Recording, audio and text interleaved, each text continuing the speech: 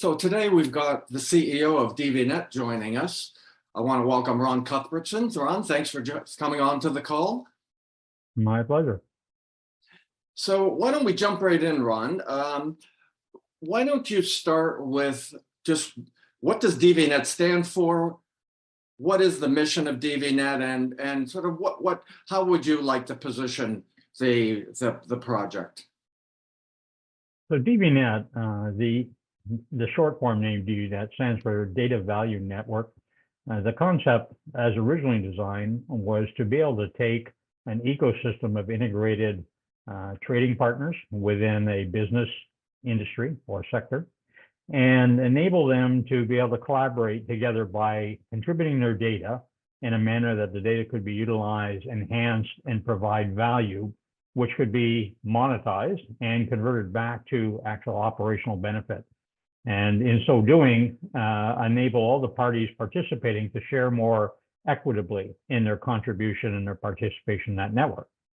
Now, as such, we started with the intent to create that ecosystem of contributing data value partners.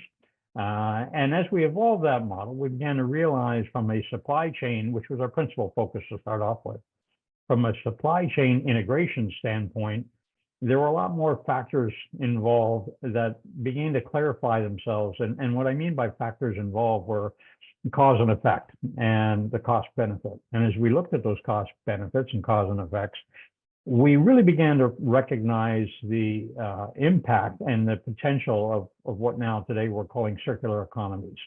And in so doing, as we assess circular economies from point of raw material through manufacturing and distribution and into the retail, wholesale, and tail end of that ecosystem and its product, we recognize that there's a tremendous amount of waste.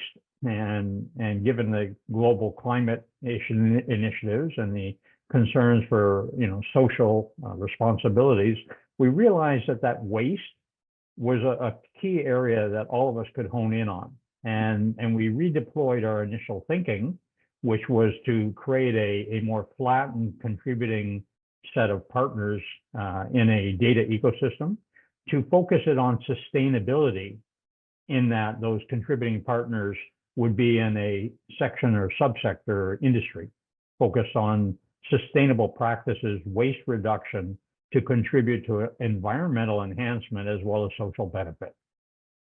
Now, Ron, you've got a very deep supply chain background.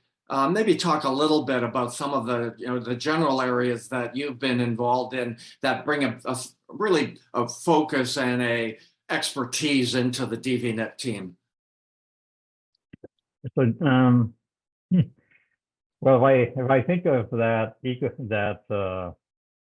I'm struggling a little bit for the language for the supply chain, because we've come to utilize the term supply chain, thinking in a very linear fashion, and that is, I'll use food. I grow a crop, I pick a crop, I ship the crop to a manufacturer.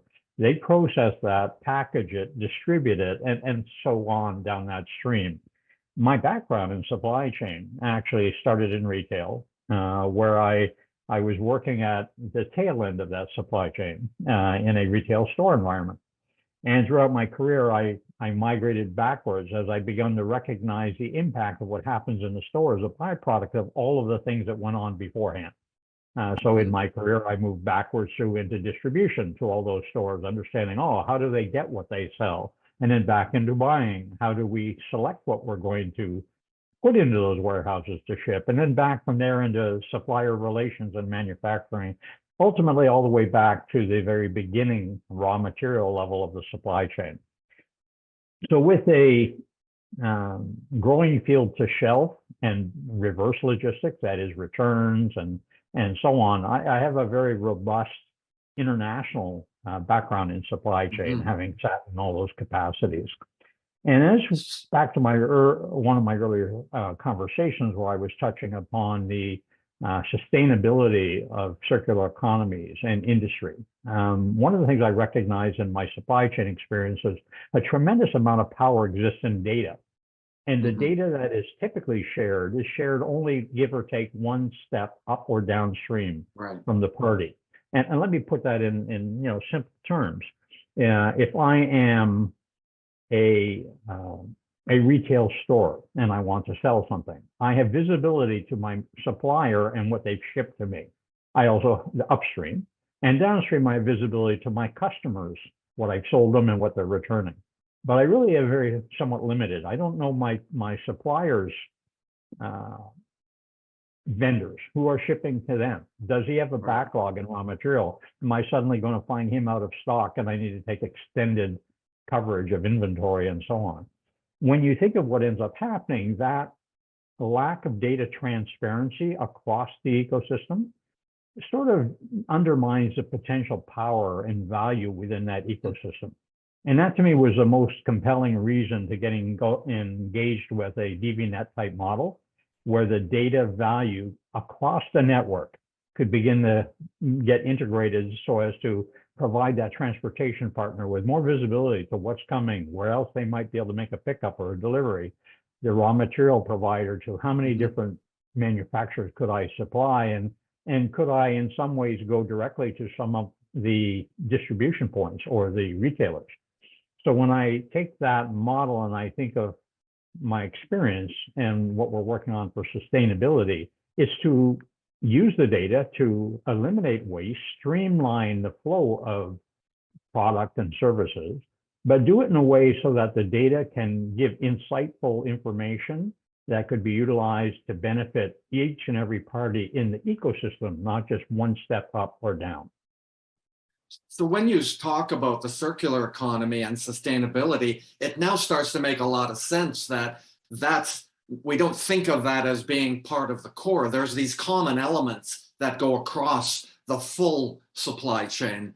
And as you're talking about the data elements in there, I think I'd like you to talk a little bit about how does that data get shared? Because right now, that's a big problem with people where, as you say, they only have visibility, one link in the chain up or down. Whereas if we're going to look at the overall community, this idea of a data commons starts to come into play. So what's the difference then? I've got a bunch of data, but there's this shared data. Like how do you start to pull some of that value out of that extended data?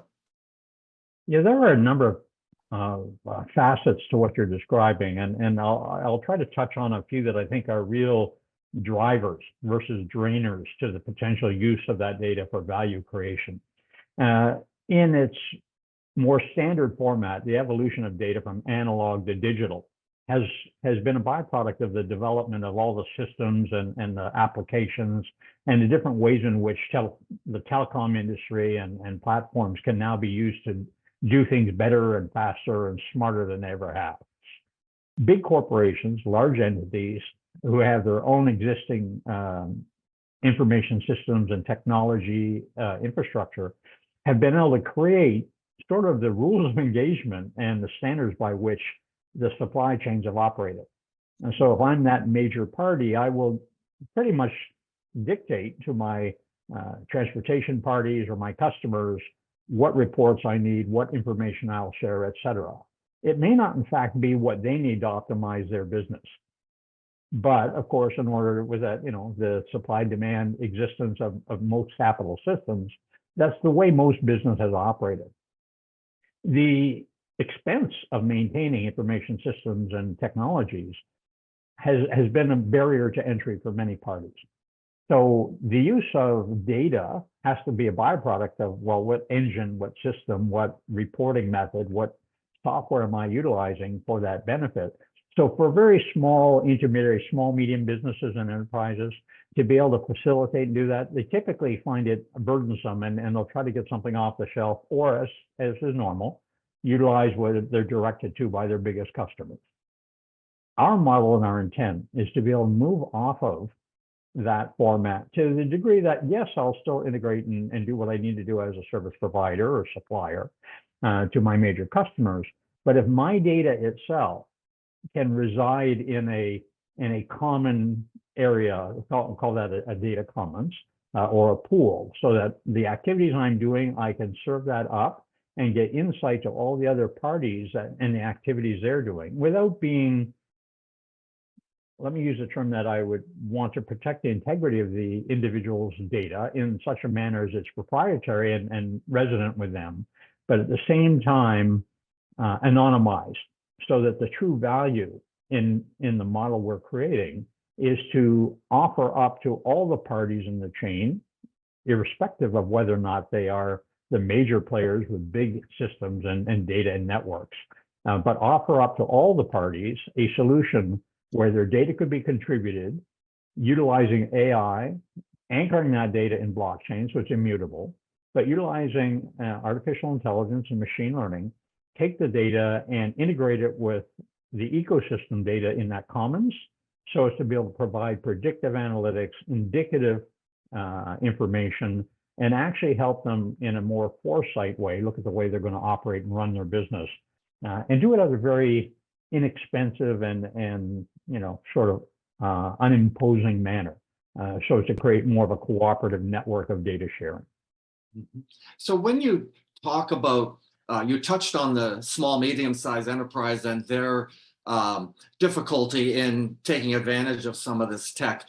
And I know that DVNet is doing some work in food recovery, which then takes us into volunteers and nonprofits.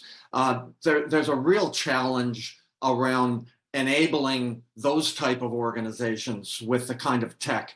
And in one of the areas you talk about people getting recognized for the work that they do and people getting paid for the work that they do.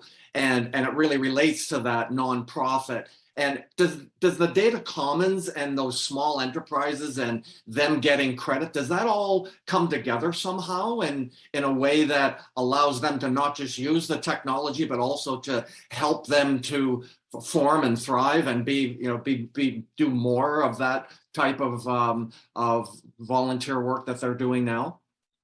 Yeah, very excellent question in that, in the nature of your question, you've helped define some of the challenges that were most obvious to us as we looked at the circular economy that was food.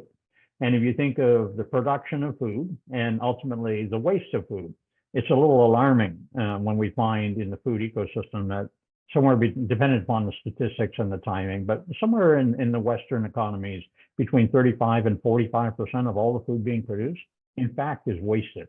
And by wasted, I mean it could go to landfill or go to other means than human consumption. And yet it's produced predominantly for human consumption.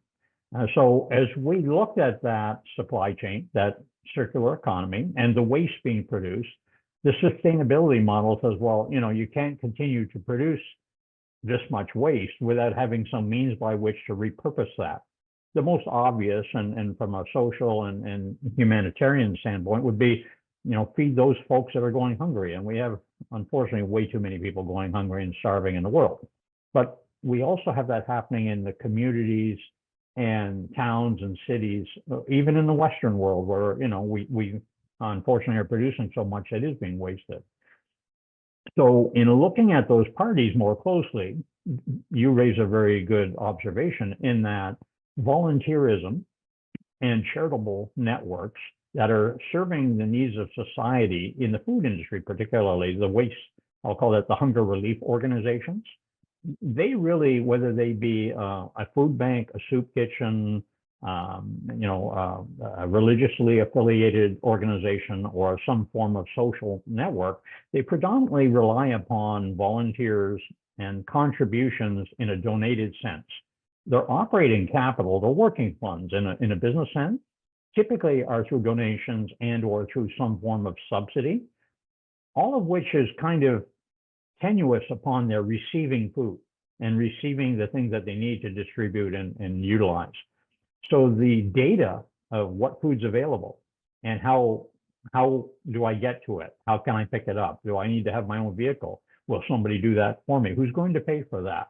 All the necessary steps to enable those charitable organizations and hunger relief organizations to function require insight to information, data. And that requires systems, which are expensive. And the technology and the applications that they need typically don't reside in a volunteer organization where if you have money available, you're going to spend it on procuring more food or getting more pickups done, et cetera.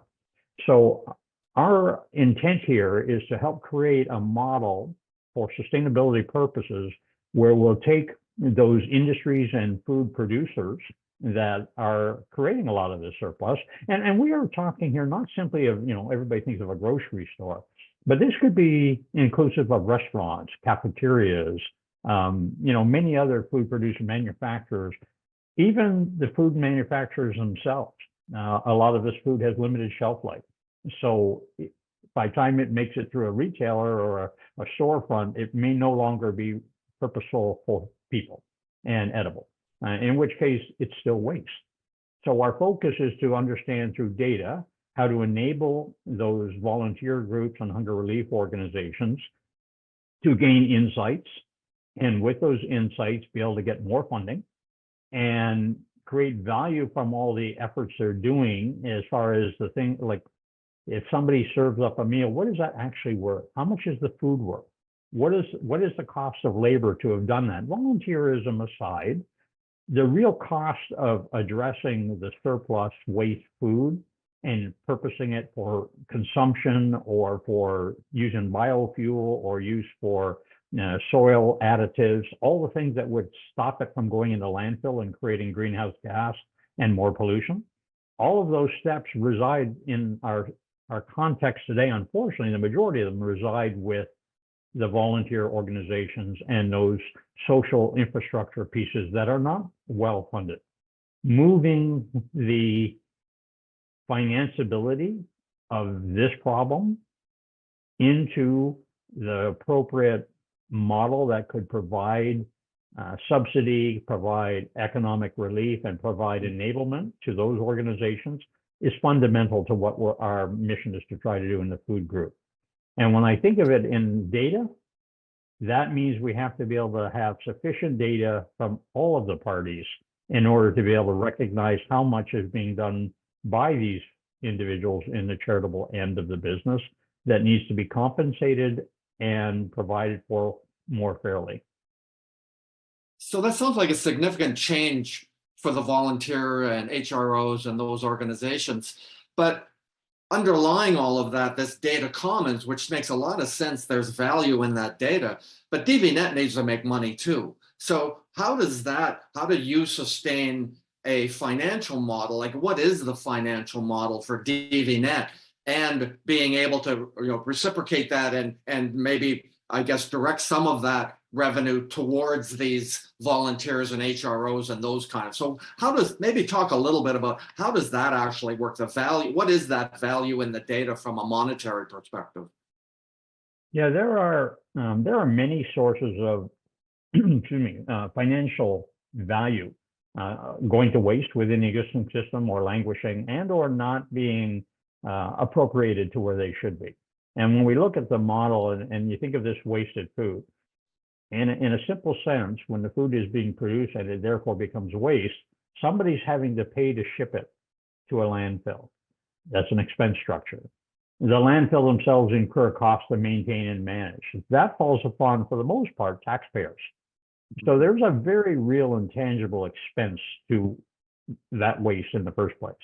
At the very same time, the social side of our government programs and intent to assist in the food reclamation side of the business is saying we need to be able to purchase food and or acquire food and or get that into the ecosystem. When we look at it costs money to ship the product, it costs money to produce the product, the food, it costs money to serve that food. Everything along the channel has an expense structure associated with it. As we think of information and specifically data, if it's not visible, you can't manage it. And if you can't manage it, you can't monetize it or optimize it. So our model is to capture that data, apply intelligent algorithms and mathematics to it in a manner that helps create that value. But by capturing the data and doing what we're doing, parties that currently do not have visibility to this data are looking to acquire it, and we'll pay for that data. So part of our model is to be able to create a data ecosystem that the value far and away outstrips the expense of acquiring insight to that information. whether it would be an NGO, whether it would be a governmental organization, or a for-profit private sector industry, consultancy firms. The insight to the data that we're talking of capturing is very, very assistive for them to go to those parties within the food circular economy and provide insights based upon real data captured through DVNet. That insights could be utilized to help them streamline their business, optimize their process and product flow, minimize their expense, and things such as carbon footprinting, climate action initiatives, greenhouse gas reduction, all of which are facing corporations these days in the ESG ecosystem, that is the environment, social, governance responsibilities of a company. As they face those things, climate action, food reclamation, all the things we're speaking to, including social responsibility, are very important and are monetizable in that the corporations have a bill to pay for the problems they're creating. And our model is to be able to capture data to assess that impact, and through capturing it, we'll create, our model has a transaction fee for data. As things move through the pipe, it costs us money to produce and to develop our software, all of which has an expense structure, but it is a for-profit design business. The intent, though, is that the majority of all the capture that we're doing of data is to feed back into value creation, which we monetize to all the parties involved, and we, in turn, market and sell the data that we've captured. Ron, a really exciting project, and I'm so glad we had a chance to talk a little bit more about it. Appreciate your time today, and we're going to follow up on in the future and dig into this data commons and this financial models more. So thanks very much, and we'll talk soon. My pleasure. Thank you.